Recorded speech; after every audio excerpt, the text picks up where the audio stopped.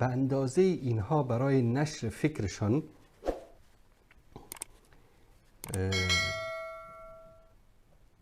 از هر وسیله استفاده میکنن. حالا شروع کردن بچه بازی رو، از بچه های کوچیک استفاده کردن برای نشر و پخش افکارشان. این طفلای کوچک رو پیش روی دوربین آورده، حالا نمیدونم بچه های خودش هست، بچه های خواهرزاده‌اش هست، برادرزاده‌اش هست، نمیدونم. بعد آورده اون بیچاره رو میگه که از زبان اونا میگه که انصاری کافر است، انصاری مشرک است. مثل یک احمق دیگه در گروه واتساپ وقتی که کم آورده بود، رفته بود بچه خودش آورده بود و به او یک چیزی رو مثل توتی بهش یاد داده بود و بعد اون میومد این رو تکرار میکرد.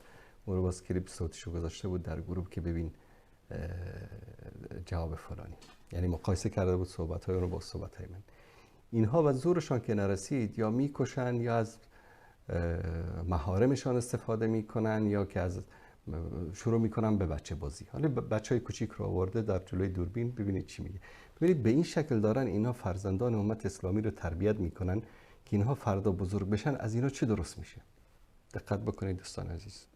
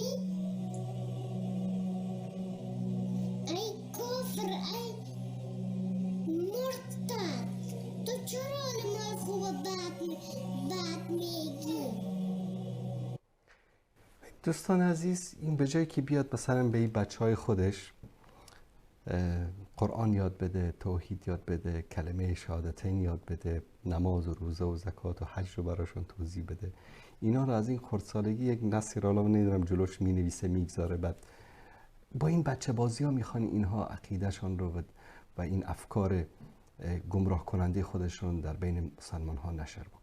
یک کلمه که انصاری چرب زبان گفت و ما او را در اون تکفیر کردیم چی است؟ اولا بله ما تکفیرش کردیم و بار دیگر تکفیرش میکنیم، مشرک است، کافر است. برای چی؟ برای آن که این میگوید جهل در شرک اکبر عذر است، تقلید و تعویل اونها عذر است و هر کسی که قبوری هست در این دنیا دعوای اسلامی دارد، یعنی مشرکای منتسب به اسلام، این کسایی که هزارها نفر در مصر، میلیون ها نفر در گرد قبر بدوی و حسین دور و طواف میزنند، نماز میخوانند و دعا میکنند. در افغانستان در مزار شریف، در گرد قبر امام بخاری و غیره، در بخارا و اطرافش، در خرطنگ و اطرافش، در تاجیکستان هم و در تمام ملت هایی که امروز وجود دارد و دعوای اسلامی دارند، یک مزار، یک قبری هست. همه قبر پرستا را میگه که اینها برادران مسلمان ما هستند. مبشر را هم تکفیر کردیم. میدونید برای چی؟ برای عیناً همین مسئله که گفت هر کسی که شرک اکبر، کفر اکبر میکرد، اینها برادران ما هستند. جا این شخص علی لعنت الله علی الکاذبین، الله سبحانه و تعالی انسان‌های دروغگو را لعنت بکند، میگه که این انصاری مشرک و کافر اول تکفیر میکند، اول حکم صادر میکند، بعد دلیل رو میگوید. میگوید که کسایی که شرک اکبر داشته باشن، کسایی که تعویل بکنن، اینها رو همه رو مسلمان میداند. اگر این انسان مرد است، واقعا فرزند یک مرد است، یک 2 روزی در جای علم و دانش آموخته، بیاد یک کلیپی رو از من پخش بکنه که من همچین حرفی رو زدم که مرتکبین شرک اکبر مسلمان و مؤمن هستند و کسانی که تعویل میکنن، تعطیل میکنن و حرفایی که زد، اینا رو گفته باشم که اینها مسلمان هستن. اولا بیاد از یکی از کلیپ قیچی نکنید مثل روافض. من در یک صحبت ها گفته بودم که ابو محمد مدنی و جماعتش و دوستداران و طرفدارانشان، اینها در واتساپ هم قبلا هم اشاره کردم، یکی از هوادارانی گرفته کلیپ منو فقط 5 ثانیه رو قیچی کرده بود که ببینید که این فلانی مرجع است. اینا انسان هایی هستن که به دنبال فسق و فجور هستن، اینها به دنبال حق نیستن.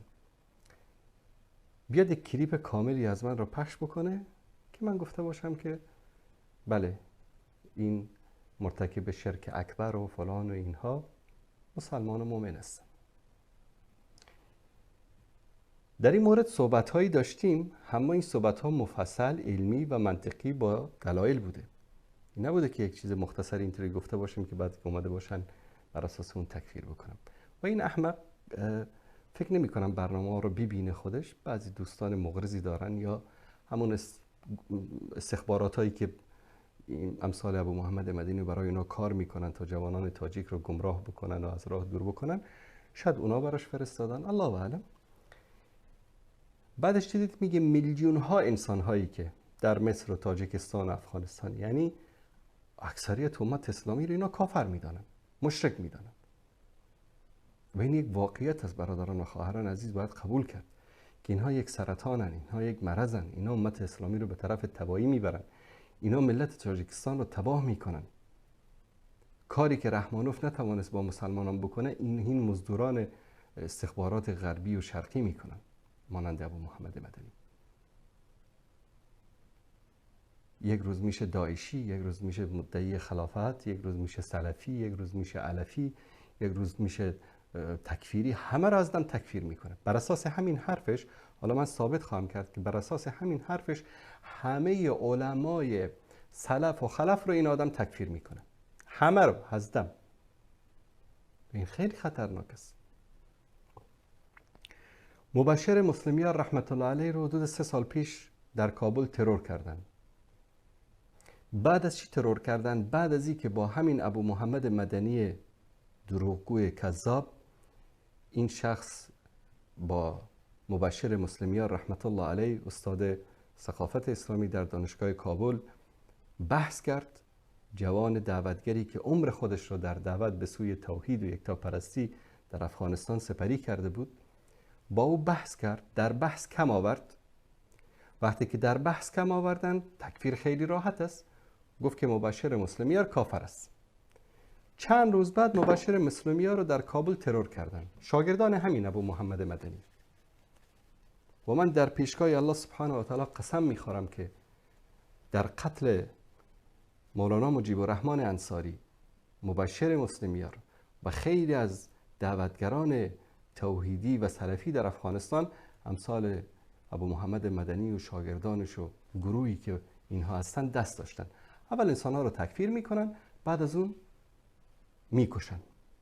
و اینها خدمت بزرگی رو برای آمریکا، برای ناتو، برای استخبارات جهانی، برای استخبارات افغانستان در اون زمان، در زمان حکومت دستنشانده و مزدور، اینها انجام دادن.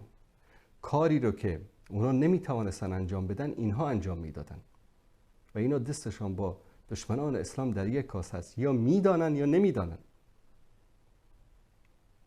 و جهل مرکبی که اینها دارن این است که به دشمنان اسلام خدمت میکنن و خودشان نمیدانن. و خودش الان اعتراف میکنه که ما مبشر مسلمیار رو تکفیر کردیم. بعد از چی تکفیر کرد؟ بعد از اینکه در مقابل مبشر مسلمیار رحمت الله علیه نتوانستن دلیل بیارن، نتوانستن حجت بیارن، کم آوردن، تکفیرش کردن. تکفیر کردن خیلی کار آسانی است. همه ملت تاجیکستان رو تکفیر میکنه ای خبیث، همه ملت افغانستان رو تکفیر میکنه، همه ملت مصر رو تکفیر میکنه، میگه میلیون ها نفر همه اینا رو میگه کافر هستن، مشرک هستن. این تکفیر بالجمله از همه امت اسلامی است و کاری که اینها میکنن باور کنید از جنایت های اسرائیل و آمریکا و روسیه و کشورهای مختلف دشمنان اسلام، کار اینها خیلی خطرناکتر است. اینا مثل سرطانی هستن که از داخل امت اسلامی رو نابود میکنن.